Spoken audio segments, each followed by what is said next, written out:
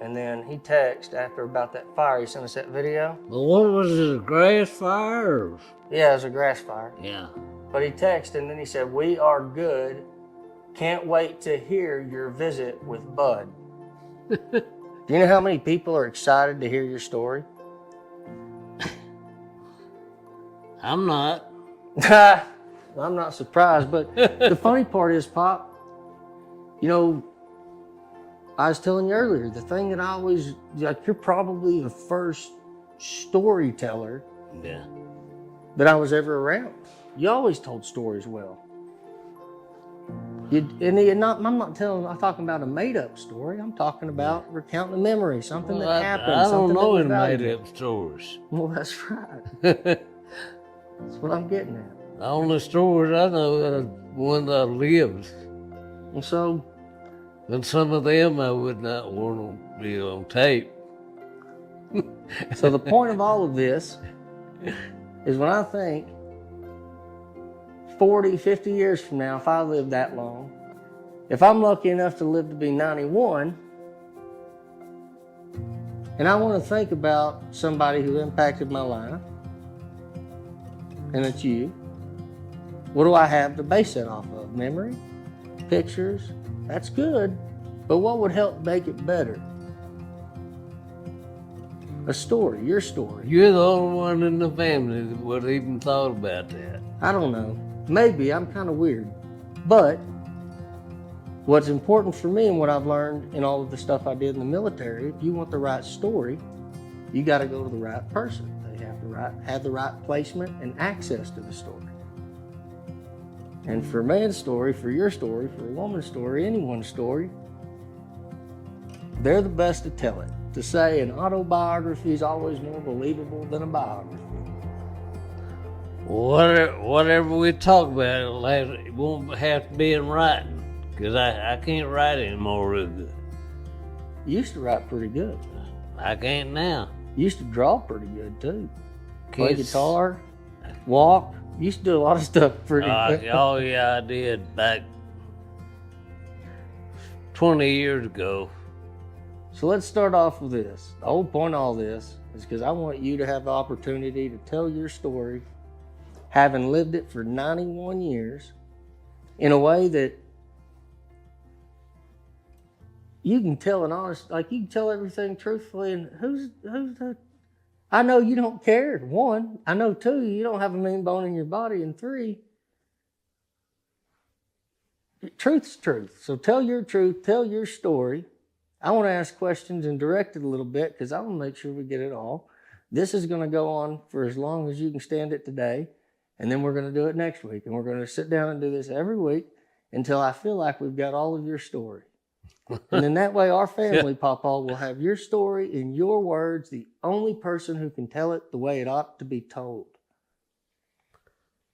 I don't know, Chris. Well, the good thing is, I'll just interrogate you. What's your name? What's your name? Claude Griffith. Is that your full name? Claude Mac Griffith. Claude Mac Griffith what? Jr. Okay, so that's an example of giving me a full answer. Now, you'd be a good witness source and answer my questions. So your name is Claude Mac Griffith Jr. Yeah. I guess that would mean your daddy's name was? Bradley, who's your daddy or my daddy? Your daddy. Oh, his name was Claude Mac Griffith Sr. Okay, so there's two of you. And what was your mama's name? Norma Sally Perkins used to be. That was her maiden name? That was her maiden name. Did she take his last name? Or did she keep her maiden name? She used Griffith. She's a Griffith, all right. Yeah. Bear's going to come over here and join us. Come here, buddy. Tell her about Pop.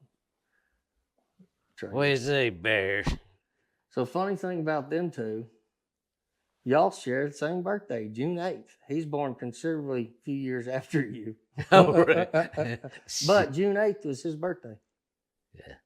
So he remembers me, and I hadn't been around him much in a long time.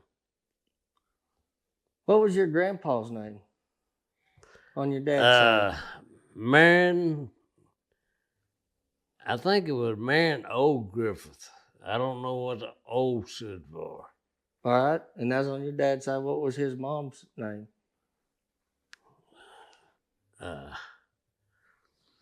Chris, I can't even think of it offhand. That's all right. We're going to run into plenty of those. That's fine. Yeah. What about your mom, her dad and mom? What were their names? Norma Sally Perkins. That was your mom? And her dad, man, I never did meet them. Oh, you didn't? No. Did they pass before? They were passed when I was a kid. How about your grandparents? How long did they live on your dad's side?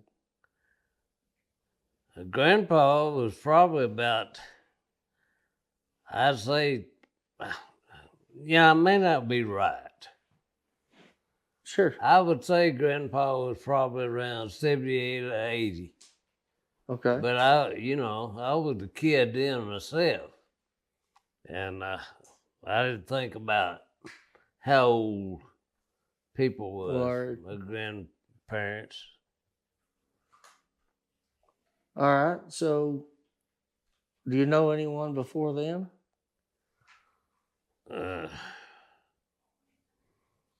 I remember some of my aunts and uncles, but I don't remember their names. But none of their parents, none of your grandparents' parents. You don't remember any of them? No. All right. I don't know whether I even or any in my family have a story of our grandparents. They wasn't passed down or at least talked about? No. Gotcha. I know Nana. People didn't, or the ones I know, you're the only one that has actually been interested in history, the history of our family. Well, Nana started all that, and I've got all her work still. All that ancestry stuff that she did, the boxes of it. I kept it all. I have it. Yeah, I know you did. I brought it over here to you. That thing's going to be living and talking when I'm done with it. See, she did a, everybody's, what do you call it? Family tree. Family tree. She did, but it's all in that box. On every one of our family people. Now imagine that family tree on a picture on a wall. Imagine being able to walk up on that picture 20 years from now. We'll say 30 just because 30, well, it's 91 plus. You can't, 120 is hard to beat, right? So 29 years from now. So 30 years from now, you'd be 121. If that happens, there'll be other records. But anyways, let's just say after you're gone, you can see that family tree on the wall, but it's into the future. So you walk up that wall, and there's a picture of Claude Mac Griffith Jr., and there's a little button there, and you press it, or you watch it on your phone. Right now, I'm just trying to see 102. Well, that's fine, but my point is, what if you could see that whole family tree Nana built and a picture in front of you, be able to click on your name 30 years from today and hear your story? Yeah. That's what I want to do with what Nana started. I want to capture as much of our story and our history as we can, so those that come after us know what their origin was. As far as names go, Chris, That's all right. The names are in that book. I was just curious how many of them you get into my next question. Who was the oldest one, the one that was the oldest that you knew the best? I don't think any of them ever lived to be 100, but 90, 91 years old. They might have been, but I don't know. Who was that? Huh? Who lived to be 91? Me. Well, all right, you set me up for that one. All right, so you're 91 and you've lived the longest out of any of the Griffiths that you're aware of. I lived the longest of the ones I know. Gotcha. There's a possibility that somebody could be older. All right. So when were you born? Huh? What year? What month? When were you born? 1933. 1933, June 8th. And where were you born at? Well, I imagine I was born in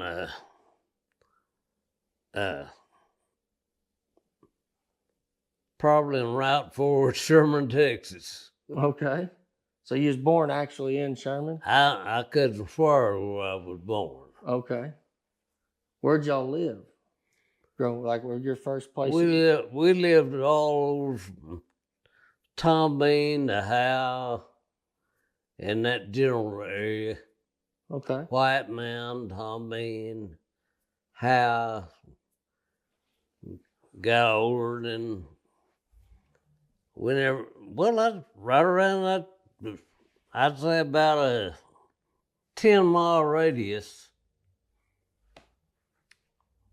Yeah, see, all that was farming country out there, and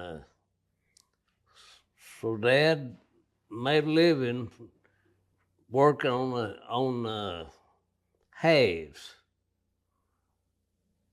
He'd rent a crop, and the people that owned the land would, he'd have a certain amount that we'd get on the halves, like cotton, corn, whatever we made, they'd split the money, 50-50.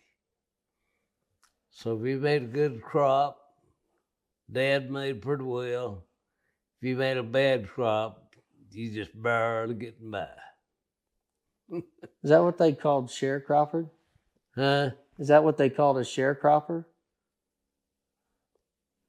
The sheriff. Sharecropper. Oh. Yeah, I guess it probably would be. We never did. We just called it Working halves? working halves. So how old your daddy lived to be? 62. And how old your mama lived to He be? had cancer. Cancer? I think mother lived to be 83. Okay, so she lived older. What kind of cancer did he have? Prostate. Prostate cancer? He had prostate cancer, but back in them days, Christopher, they didn't have any treatment. Right.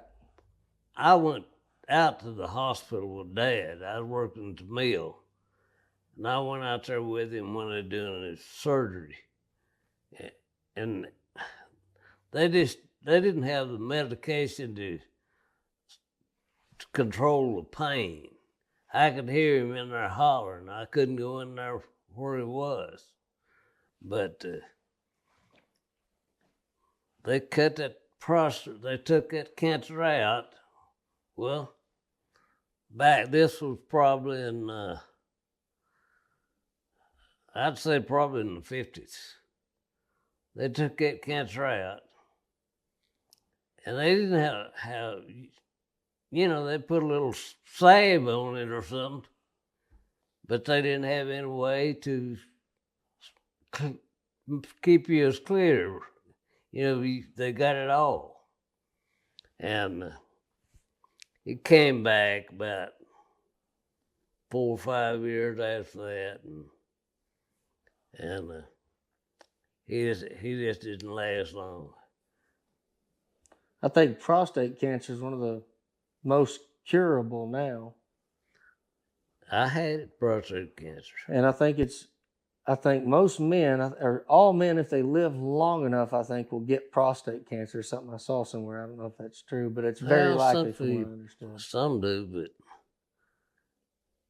anyway, they done 39 treatments on me. I had to go down there, and after they did the surgery, well, I went down to office down there in town in Sherman, and they got a machine up above, and you lay down on that bed.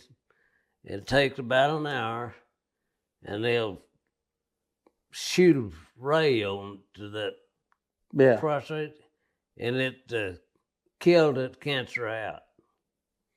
So I did 39 treatments.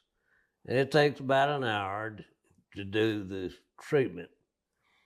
And I never did have any problem After? since then. I think Pawpaw had it. I know a lot of people in their family. It sounds like from your dad to you. I watched Dad, but I'm already kind of.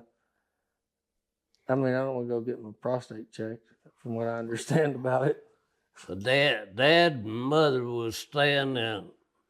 They moved in there with Aunt Bernice and were staying with her. They Aunt both Bernice. got where they couldn't Who? take. Now, who? Aunt Bernice, real quick. Aunt Bernice.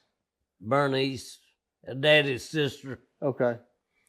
and they lived with them. And he was painting their front porch, and it wasn't real tall, but he was up in a chair painting it, and he just had a heart attack or something. I don't know what happened. I lived in Irving, and they come out the mill route and told me to head home. And I came home, and Dad didn't suffer. He just died. I mean,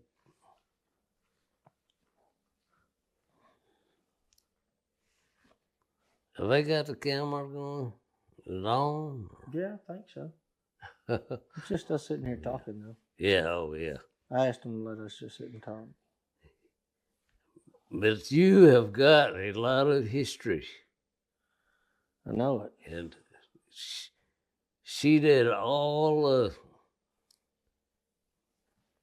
of our family, I guess. And Well, let's just go ahead. We can go back and forth all over this thing. We don't need any direction to it. So when you said she did, let's talk about who she is. You know her better than anyone else right now. who my mother? I think you said she did all the history. You was talking about Nana. Oh yeah. Who's Nana? There's a lot of interesting stuff about people's lives, and all. So part of capturing all this story, Nana's not here, and I didn't have the wherewithal to do it before.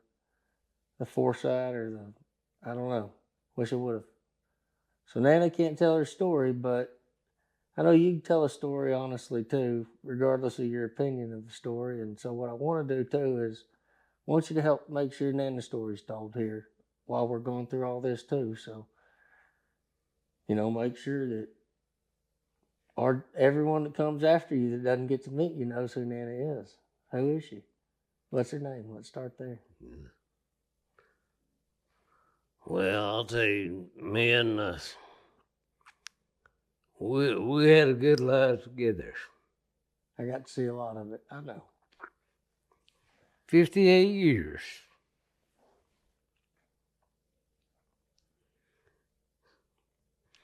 Yeah, I'm always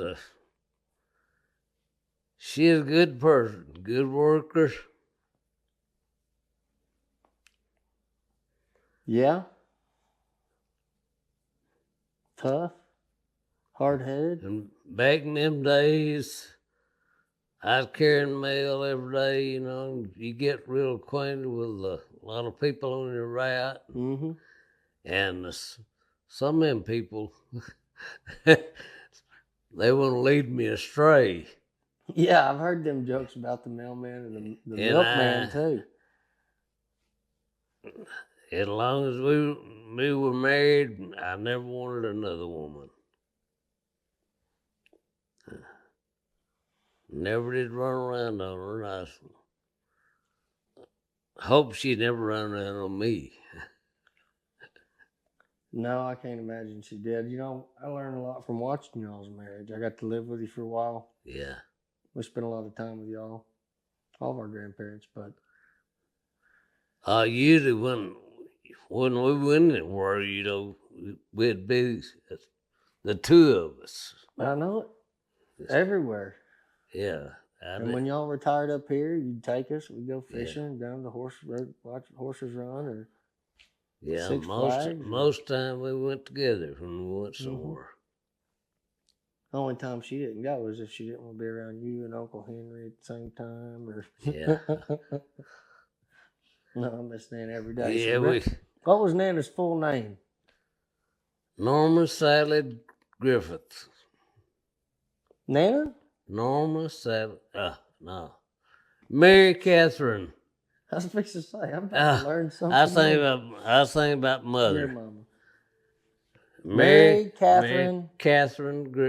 Fox used to be. Used to be Fox. Yeah. And her brother was Virgil. Yeah. Her Virgil's wife's name was Linda Jane, and Virgil was like a brother to me. We did a lot of stuff together. So it was just Nana and Virgil? Huh? It was just Nana and Virgil? No, she had A.J. Fox, who was a preacher. Yeah. Uncle Preacher. I remember him. Jim Fox, Mary's brother, was a truck driver. Also an Army vet. Huh? Also an Army vet. Yeah, Army vet. I've got all his stuff in my office. And let's see. Well, it was Virgil? Virgil Fox. Virgil? Mary's brother. Virgil, Mary. Jim. Uncle Preacher. There was 4 of them? Yeah, 4 boys and 3 girls, I believe it was. Aunt Lola? Faye. Lola. And Ruth. I think Mary, Faye, three Lola, girls and and 4 boys. There's 7. Mary, Faye, Lola, and Ruth. Yeah. Virgil, Uncle Jim, Uncle Preacher. Yep. So there's 7 of them. Yeah. And they was born to Adolph. Adolph Fox. What was his middle name? I know his name was Adolph J. is all I knew. Okay. Adolph J. Fox. And what was his mom or his wife's name? I'm listening to you. Keep talking for a second. And his mother's name was, oh God, what was her name? Nana's mother. Well, them names is I know. hard to remember.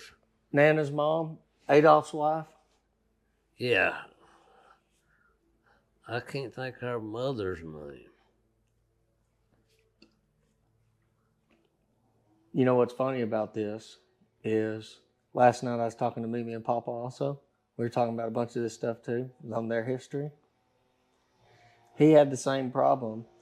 And Mimi didn't say anything to me. I'll give it a second. Well, after you reach a certain age and you forget some stuff, but birthdays and stuff like that of your grandparents, Well, if they pass it's hard young, to keep up with. I don't know that I ever used or knew y'all's full names until I was probably 16 or 17. I never thought to ask. Yeah. He's I know. blowing out there for a second. We'll give it just a second. He's out there blowing. We'll give it just a second so that doesn't mess with the audio.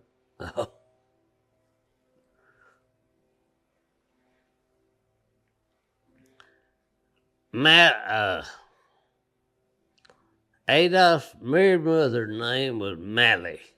Mally? Yeah. Mally, do you know anything? Okay. I can't get the middle name. Did you know Adolph's mom or dad, or did you know of anything of them? No, I had no. They're all gone when we got married. Do you know when Adolph was born? I have That's no idea. All right, so that's all right. I know you and And Adolph there's was no close. way I know how to get it. Huh? Oh, I've got that. That I can get it and tell you. But here's the other thing we can do. You and Adolph was really close, right? And what? You and Adolph were really close. Oh yeah, Adolph's like he's like my brother. And he wasn't terribly much older than you. He's quite a bit older than me. He was? Yeah. How much older was he? I would say he's probably 20 years older than me at least, maybe more than that. Okay. Because he was getting, Adolph was getting up probably in his 60s when we got married. In what year did y'all get married? We got married in 1961. So he was born right around 1900, somewhere give or take a few years. Y'all got married in 61 and he's in as close to his 60s. Well, we got married in 1961. Right, and if he was almost 60 then about 1900 or so is when he's probably born. I think Adolph was probably in his 80s. He lived a pretty long life, but I don't remember the exact date he died. Yeah. Well, there's other stuff to track the dates. The story's the important part. And everybody's gone. Just like Mary, she knew all that stuff by heart. Well, she done all the research. But she done a lot of research. What did Adolph do? Farmed. Same thing as your dad? Yeah. Sharecrop? Yeah, I think he's farm on the have. Just like a lot of people couldn't afford to buy the land, would wind up farming on the have. You mean none of our family were landowners? Big scale landowners? We don't come from big landowner type peoples? I don't know of any of them. Now, several of them own their houses and stuff. But I don't know any of them that own a large tract of land. Well, now,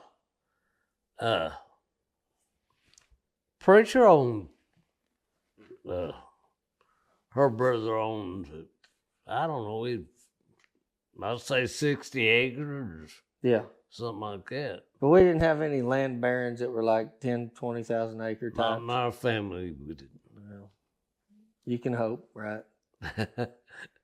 So, out of y'all's families, your family versus Nana's parents, your parents versus Nana's parents, like economically, how would you say they were compared to the averages back then? Were they poor, lower middle, upper poor, upper middle? Where'd they fall, just kind of roughly, idea-wise?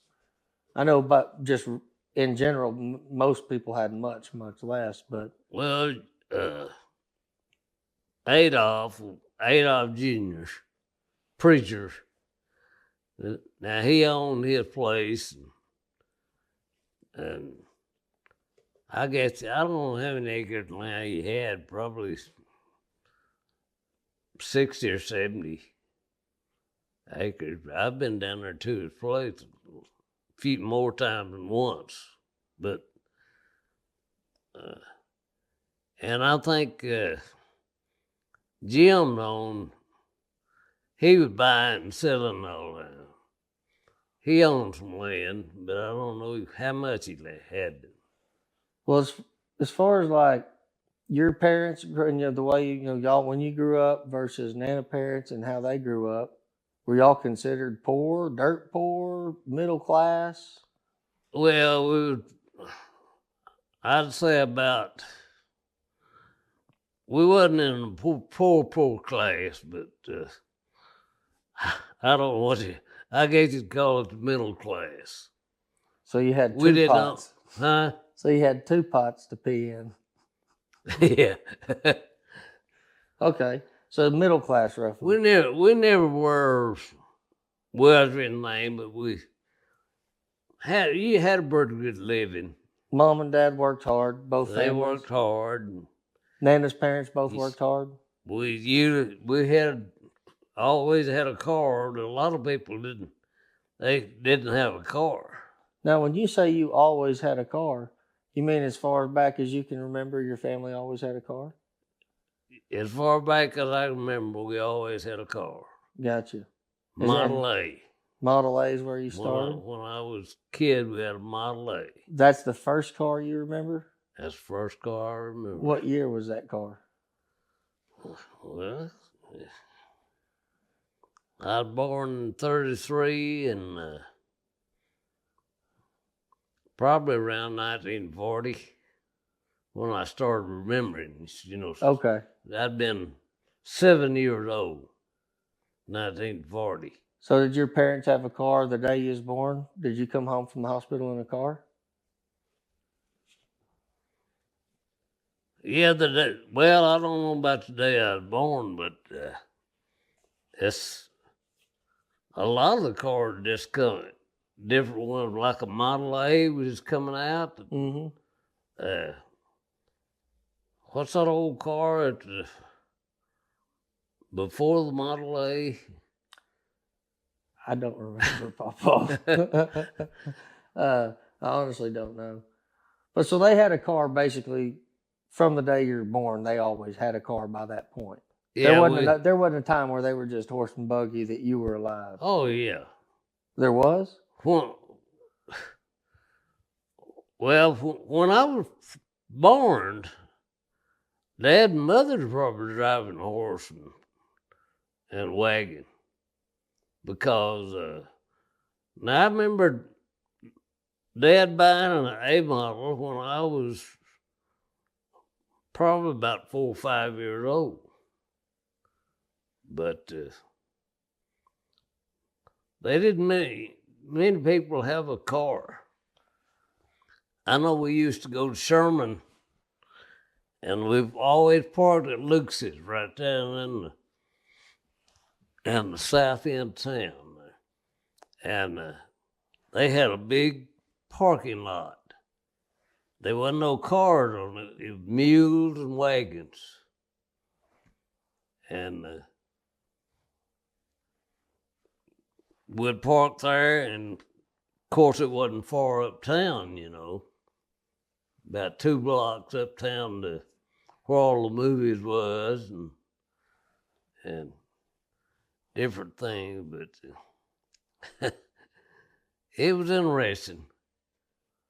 I know that when I got probably about 7 years old, and we'd go to town, Dad would give me $1, and we'd go to town about 9 or 10 o'clock in the morning, and we'd park. And well, by then he was driving. I was 7. He was driving an A model, and we'd park down on by the Plaza Theater, right across from the courthouse. And I'd take that $1. I'd go down to and buy me a hamburger. A hamburger was 10 cents, and a cold drink was a nickel. And then and a hamburger was a dime, a good hamburger.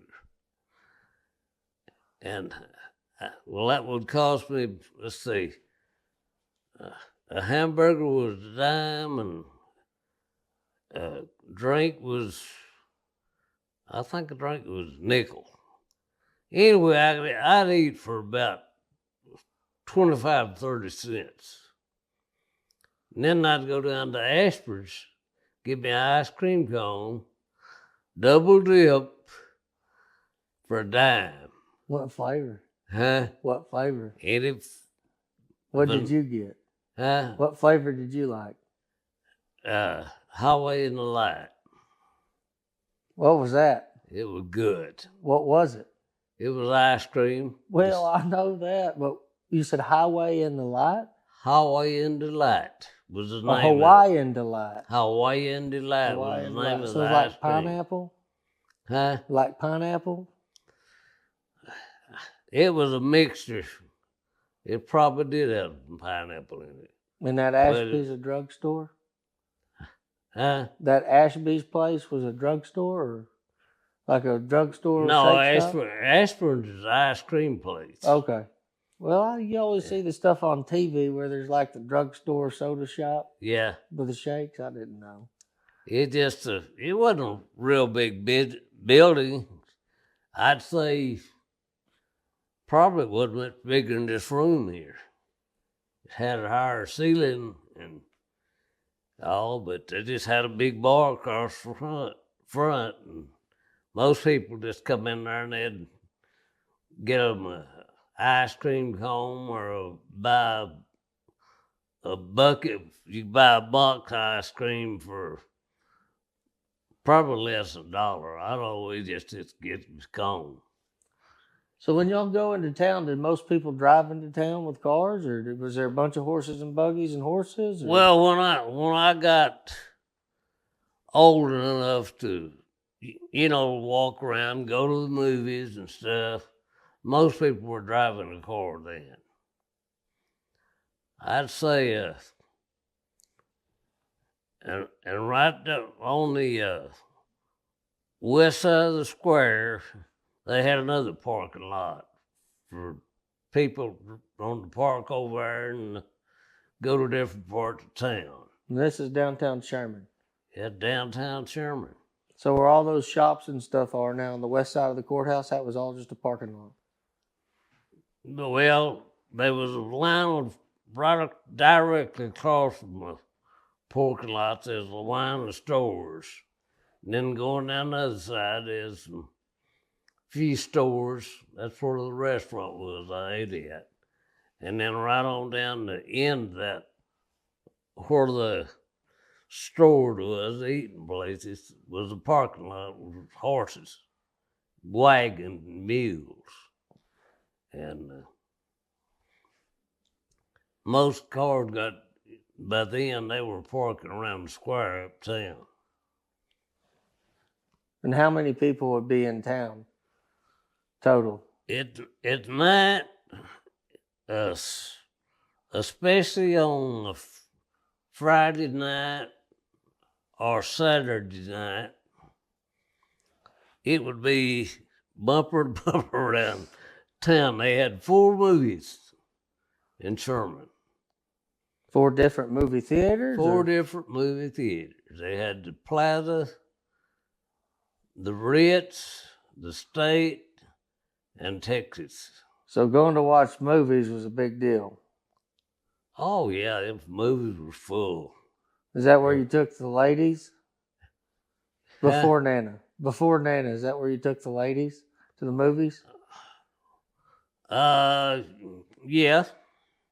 Most time. So, would you say there's 100 people in town, 200 people in town, 500 people in town Friday night? Saturday on Friday night. In town altogether, I'd say there's well over 100 people. All downtown? I'm just guessing, But it's busy. they had 4 theaters, and every one of them would be full. Were there a bunch of cops down there? Not many. Did you have much crime back then around like downtown like that, or like crime, thefts? I don't know. Well, it was, there's a lot of stores.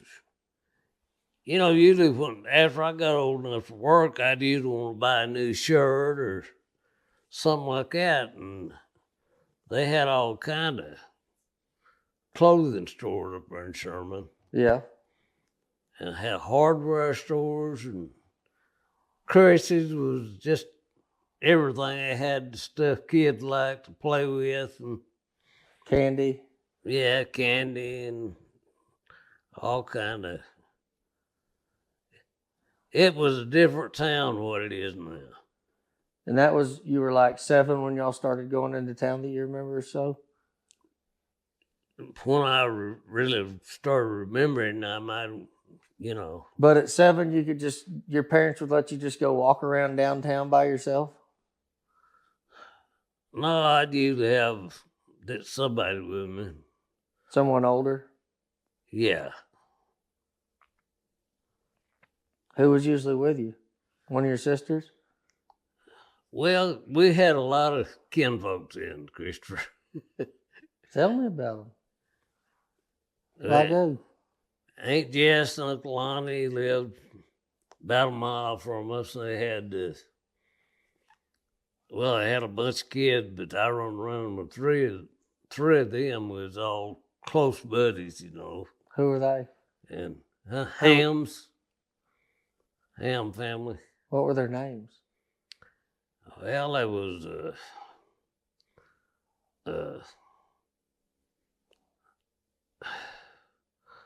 Red. We all had nicknames. Bobby Ray, J.W., Billy Joe, and James, and Tiny, one they called Tiny. Was he tiny? No, he's a pretty good sized guy. That's usually how that nickname goes. What was your nickname? Everybody called me Bud, long as I can remember. Why Bud? I bet I have people at the restaurant where I'm at now think that's my name. Where did Bud come from? I got stuck with it when I was 5 years old. I don't know that I know this story. They started calling me Bud when I was about 5 years old, and it stuck. Your parents? Yeah, everybody. Parents, your sisters? Hell, Bud's all I knew when I was a kid. So never Junior? No one ever called you Junior? No, nobody ever called me Junior. Parents always called you Bud? I never, unless it was something important after I got a little older and you had to write your real name down, I'd always put Bud. So how old were you when you realized that your name wasn't Bud? Probably about 10. Do you remember the moment you realized that your name? No, I don't remember it. That's funny. But you was already in kindergarten and stuff writing your name down. Didn't even know it all the way. I know it, yeah. That's kind of funny. Now, when I started school, I had to write my real name, Claude. Most time I'd use Claude Griffith. A lot of times I'd have to write Claude Mike Griffith. Yeah. Junior. How old were you when you started school? About 6, I imagine. Was that in Tom Bean? And I started going to school at Luella. Luella? Yeah. Small school. We had the meanest damn teacher I ever had. A woman. What was her name? Owens, Mrs. Owens. I can't tell you what her first name is. Good, don't. I need them bad words on here. Mrs. Owens, what'd she teach? Yeah. What class did she teach? She taught from the 1st through the 4th. All classes? They had two teachers. One taught from the 4th to, I don't know whether they'd gone 12th grade in or not. But we lived about a mile from school, and we had to walk it back and forth every day. I've heard these stories. And what was the terrain like going back and forth every day? It's just the old gravelly flat, perfectly flat road? No, mostly dirt, sandy. But there weren't any hills on it. You weren't going uphill both ways to school. Well, it wasn't exactly level ground, but it wasn't any high hills. And so you walked to school every day with your sisters? Yep. All 8 of them? They wasn't 7 of us all together. Oh, there were 7 of y'all total, so 6 Yeah. sisters. Sorry, I miscounted. Yeah. Yeah. So let's go through your sisters real quick. Your oldest sister, Aunt Evelyn? I said Evelyn, Marie. Wait a minute. Evelyn, Shirley, Marie, Billy Faye, Claudine, and Betty Ruth. Betty Ruth passed away when she was 2 years old. And so you went from the oldest to the youngest, Yeah. or order of birth you went in. Yeah. And where'd you fall in line with them? Huh? And where do you fit in order of Evelyn's age? oldest, I'm the next. And then Shirley Ann, Marie, Billy Faye, Claudine, Betty Ruth. 7 of us. Gotcha. All sisters. Huh? All sisters. Yeah, I had all 6 sisters. How was that? I was second one, oldest, and that's all that saved me. Did you have to get in a lot of fights in school? Taking up for them? No, not much. What was it like growing up with 6 sisters? Well, I had I lucky being the second one, because they're all younger than me. And I don't know, I pretty well much done what I wanted to do when I wasn't working. And I had of course, I had a lot of kinfolks that lived around there within a mile to 3 miles of me. People used to live closer together. Families. Nearly everyone was farming now. And at the time I was 14, I was hauling cotton to the gin, going out to a little town out there. Black people lived there, and then I'd take a flatbed trailer out there and I'd load that thing up with black people to go pick cotton. Yeah? Yeah. You'd take them to pick cotton, or you go pick cotton and they pick cotton with you? When I was 14, I'd drive in the car, going out there and pulling the trailer and load it up with everybody that wanted to work, wanted to pick cotton. And we had to pay them every night before I took them home. And give them their money for the cotton they'd picked and do the same thing next day. What were you doing while they were picking cotton? I was picking cotton. You were picking cotton with them? Yeah. Oh, I thought for a second you just... No. I'd go back home and... So what'd y'all make for picking cotton back then? It wasn't much, Chris. Probably if you made $5 a day picking cotton, you're doing pretty good. Was what you made per day? You got depend on how good a cotton picker you were. Got so much a pound. Okay. Something like a nickel a pound or something like that. It wasn't much. Did everybody get the same rate of pay, or did you get more because you were white? No, everybody gets the same rate of pay. No, they didn't try to cheat the black people because, that's what they did for a living a lot of time. And everybody got the same pay. You hear so much about what it was like back then, and you don't know what to believe if you didn't live it. And I'm kind of just in general curious with all the race problems there are nowadays. People so focused on one thing instead of that, you know, they focus on race instead of a purpose that unites them. And it sounds like Yeah. y'all at least had purposes. You was all working, trying to make a buck, and it was still different. But how? I mean, how would you explain it to me? What it was like for you working with a bunch of black people at a time where that was a weird thing, or wasn't common, or they were thought, you know, or other races were thought to be maybe different. How did you see it? How was it like? Tell me about it. I had friends that were black, and I didn't have no trouble with any of them. As long as, you know, they was happy to get to work, you know, weather is pretty enough, they could work and make a little money. And,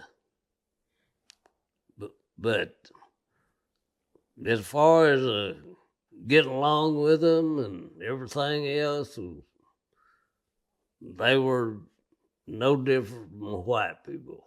And so this would have been in the 50s or the late 40s? Oh, God. Well, let's see.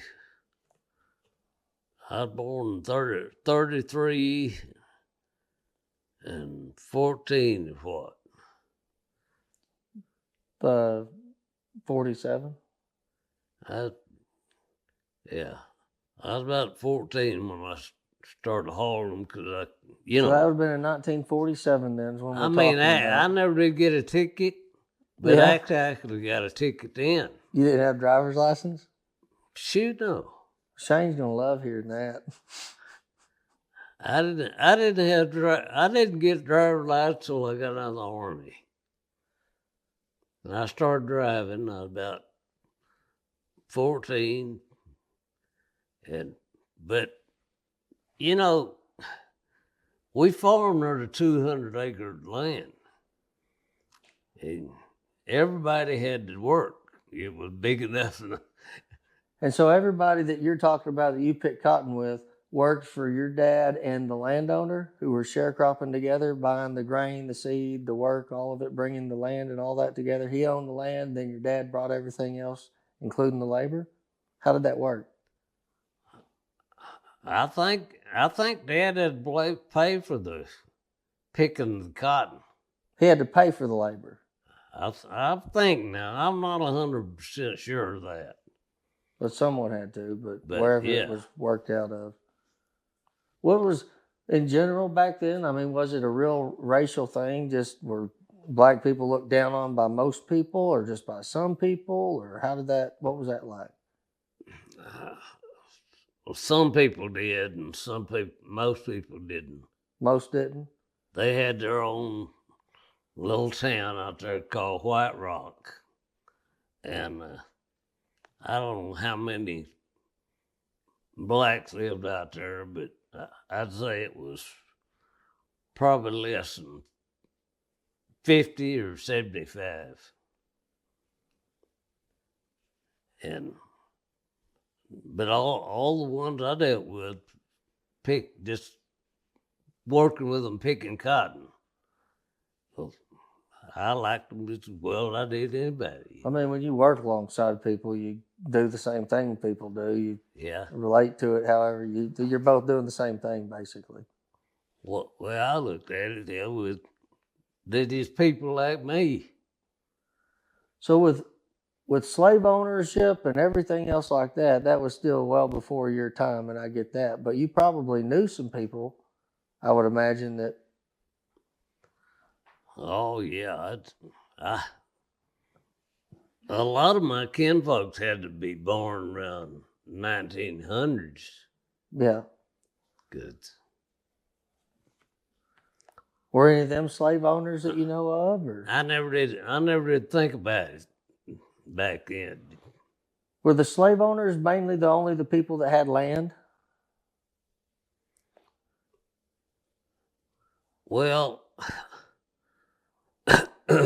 most of them had land, and about 2/3 of people planted cotton and did it just like we did.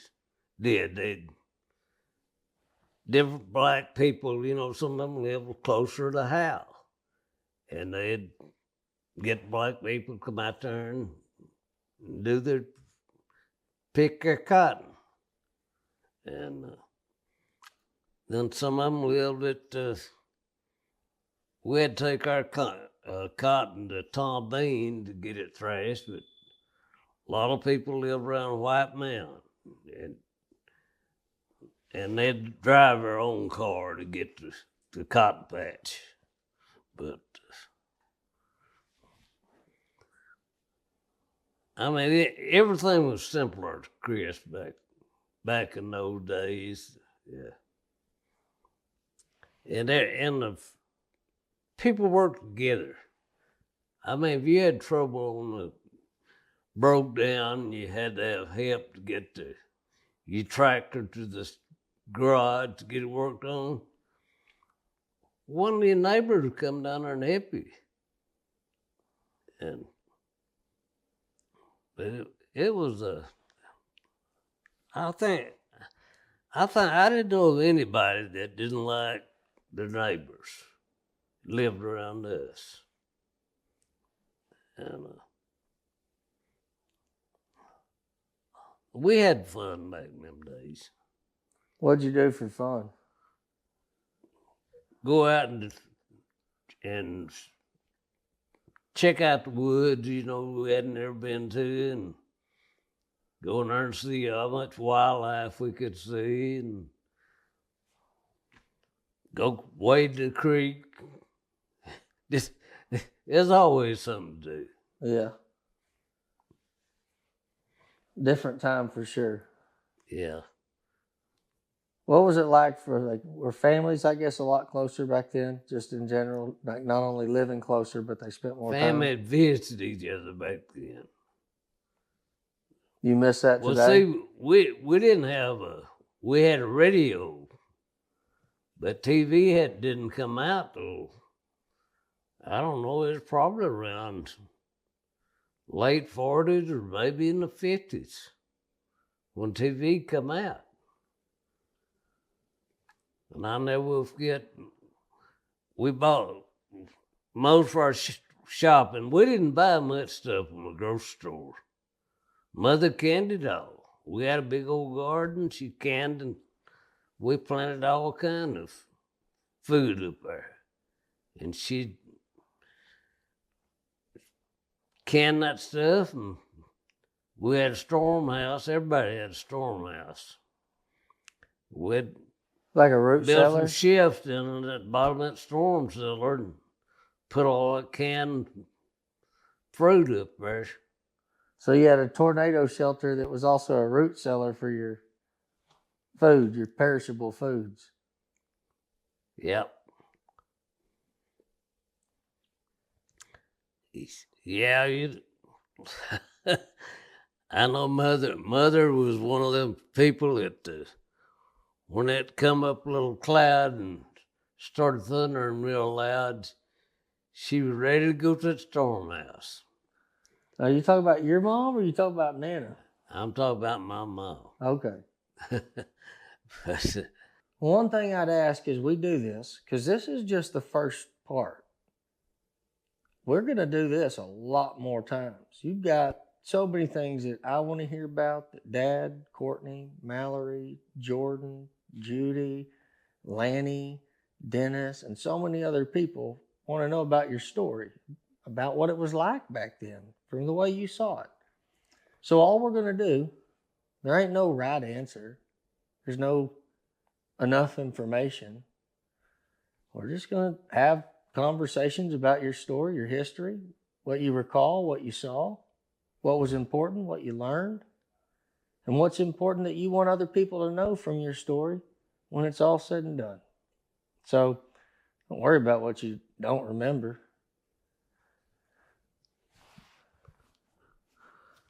Yeah,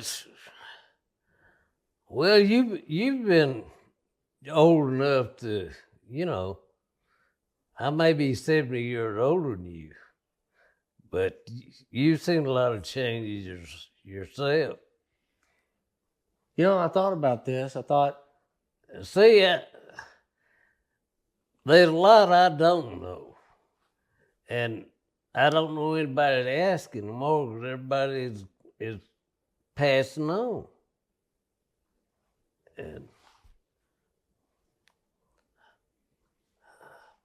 I don't know.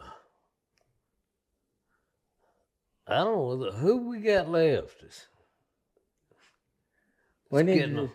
We'll cover that on the next. We're going to do these in episodes, so we'll cover who's left on the next episode. We've got some stuff to go through on this one. We're not going to go through it in any order. We'll talk about stories when we get to them, how we get to them. Well, how much you think we're going to take to wrap it up?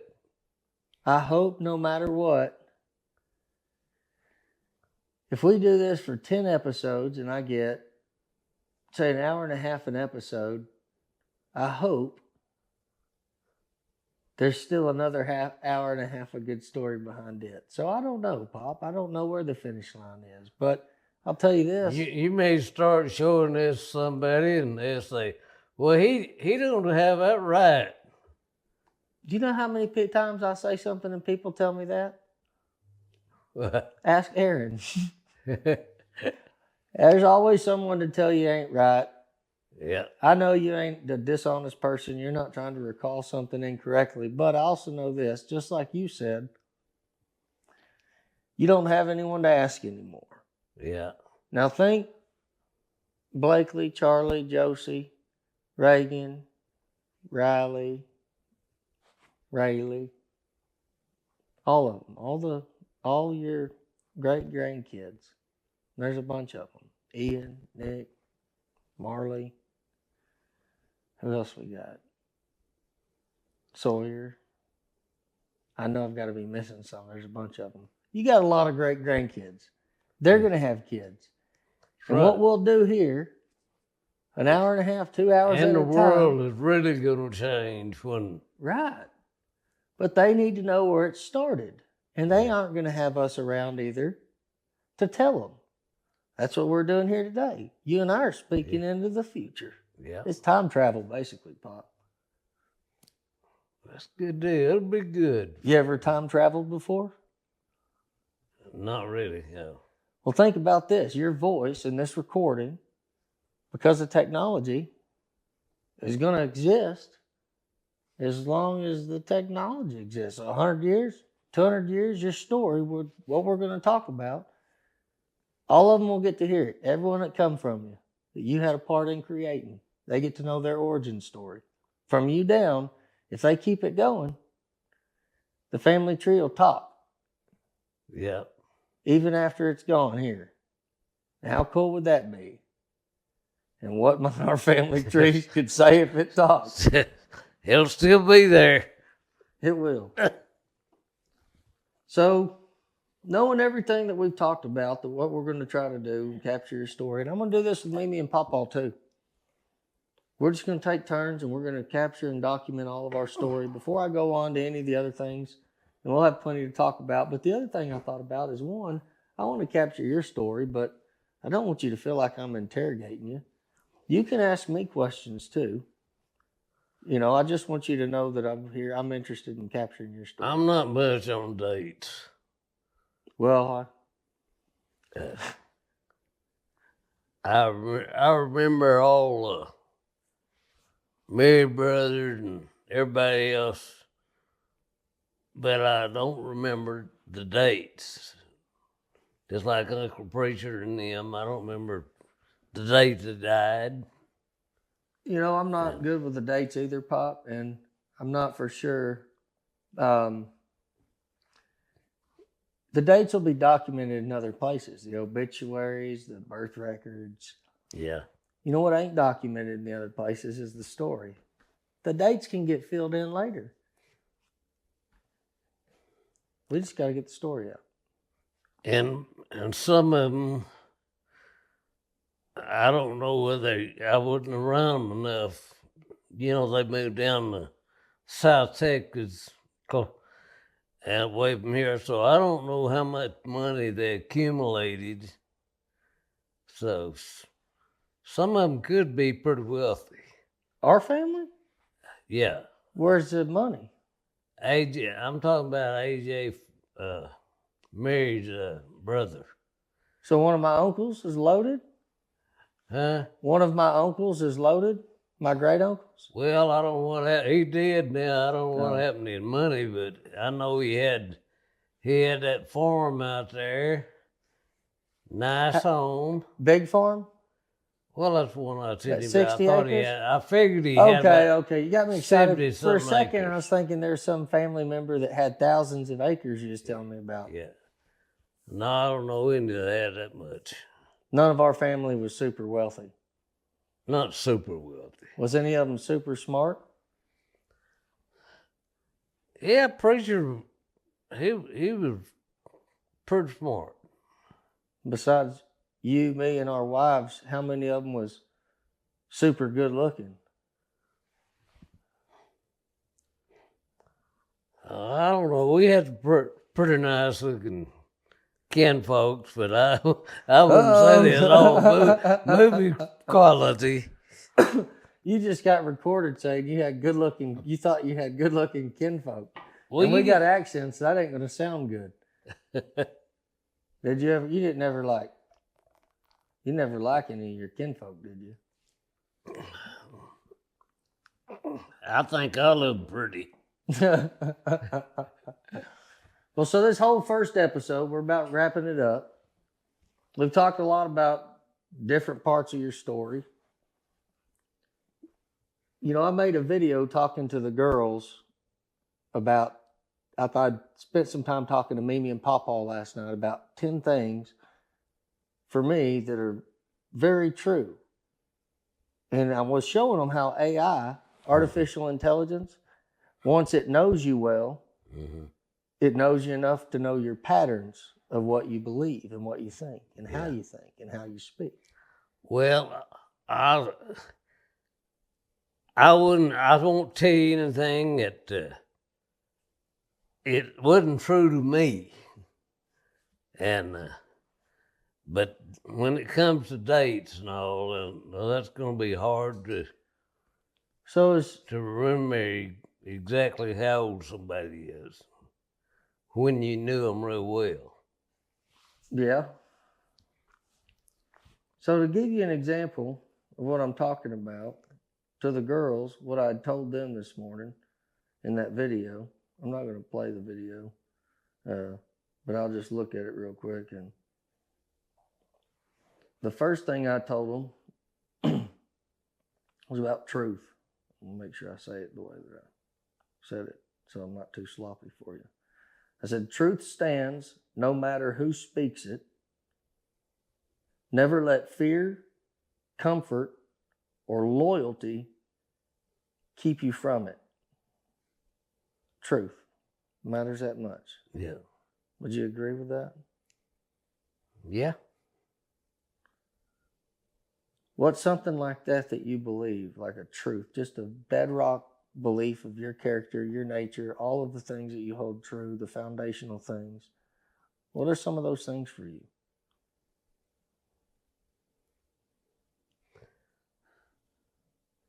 Well, I don't like to comment about something I don't know dates, and I don't want to tell it like it is. I don't like to be guessing it. Something I don't really know anything about. I don't want to give my opinion not on the truth or not. And because I never have jiggered around with the truth, I like to tell it like it is. If somebody thinks it's a lie, it ain't a lie as far as I'm concerned. But we'll do the best we can do.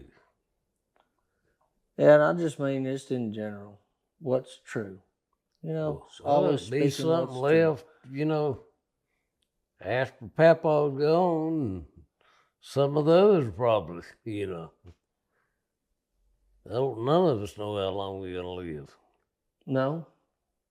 And that's why every minute, I guess, counts. And, You know, I've always kind of wondered, everybody has to choose what their purpose is. There's not too many young people like you that's even interested in finding out. But I'm sure there's some. Well, there's plenty of things about me. There's probably good reason, and we're all happy that there's only one of me too. Yeah. You're your own person, Christopher. Just how it broke. Just for like me. I am. That's right. I hear the drum. No one else does, but we each hear our own. You know, we're with purpose. You know, I think purpose is something you learn and you seek as you age, as you get older. You're 91 years old. What was your purpose? What do you see looking back, looking now, everything all together? What was your purpose in life? Is your purpose in life? What are you certain of? Well, my purpose in life now is to be the best person I can be and try to help those people that's in the world shape that I'm in. And that's my main purpose in life. Yeah. And some of the people that come visit me at the restaurant over there, Bud, I don't know what you saying to these people, but all I hear out there, Bud, Bud, Bud, says they really like you. And I said, well, I love every one of them. Up at Dano's place, you're talking about all the people in there? Yeah. You know what impresses me about you is I know what you're saying is true. I see all of the things that you struggle with, the challenges that you have that are physical, health, all these things at 91 years old, and you're still trying to help everyone around you. And I love it. That's my purpose too. I like helping people. I always have. Yeah. I think it's genetics. You know, maybe, I don't know. Good raising, luck.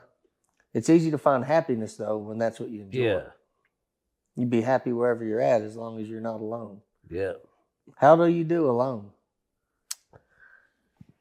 Well, we've had one or two out there, and I've learned more since I've been in that restaurant than I have in a long, long time. But, there's always some people that are a little bit unruly at times. And we've only had one or two that was like that out there, and I called him down. I said, look, I don't have an attitude like you have, but I don't want to listen till you run somebody down. Right. And I said, there's 14 people of us people out here as patients. And we said, we got to get along like brothers and sisters. And boy, they settled in after that.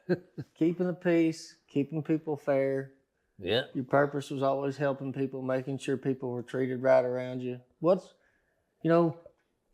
In all of your life and in all 91 years, everything that you've done, been a part of, created, what are you most proud of? What are the top 3 things that you're the most proud of about your life and the way it was lived and what it accomplished or did or whatever? Getting in enough years to retire from a post office.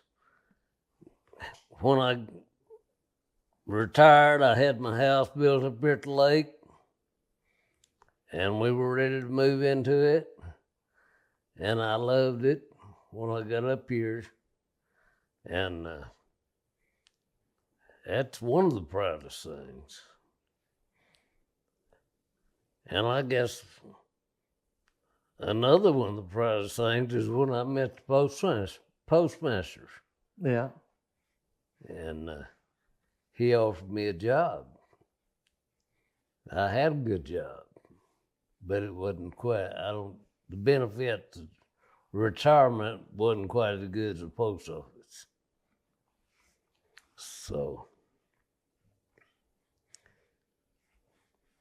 Oh, there's a lot of things happened to me in my life I've been proud of. So let's say this a different way. This is the title of your story, okay? Bud Griffith. Carried mail for 30 years, met the postmaster, helped people. Is that what you wanted to say? Well, I actually carried mail for 22 Well, years. sorry, I'm not so great Yeah. on the years. But I mean, is that what you wanted to say to describe who you really were, who you are as a man, as a husband, as a father, as everything that, your service, all those things you wanted to say? Yeah, I'd say I always try to tell it like it is and be truthful. And if somebody don't like it, that's all right. If they do, that's okay. And one thing I want to make sure we pull out of this episode, because I know it's true and it's best to ask them the right questions. For every generation that comes after you, including me and anyone else, how important is a marriage in your life, a good marriage, partnership that goes the distance together? How valuable, how important is that? To say that last part again. How important, how valuable is a marriage in your life? How valuable and important was your marriage to Nana in your life with everything, out of all the things? Where does it rank? I think it was wonderful because me and I were like one. I mean, what she wanted to do, I'd usually go ahead and do it. And we didn't argue a whole lot. But we did stress our opinions. You bickered, you didn't argue. I remember. Everyone will remember. But I know what you're saying. Always kiss me goodnight. It was on the wall. And y'all did. And I loved her and she knew it. We had our differences, opinions, and different things, but it all worked out. Y'all were two people, but like you just said, you were one. And you don't know how to see yourself as it was. I know it's a critical piece to who you are, how you value things, why you think the way you do. And I know it's hard to talk about too. Any two people that are married, if they've married for 60 years, they're going to be different in some ways and have different opinions. I guess that's what makes life interesting. So if for the next 200 years, everyone that comes from your genetic line hears your words about marriage, what would you tell them about being married, period? I tell them it's the best thing I ever did. Best thing you ever did. And I probably would not be alive today if I hadn't had her. Because if I stayed single like I was, running around, chased all them old gals and all that, I wouldn't be here today. Yeah. I know that's true, and that's one of the things I always loved about what I got to see between y'all. So I think that's a good spot to wrap today on. Yeah, it is. Highlight. I miss the heck out of it. We'll get together again. All right.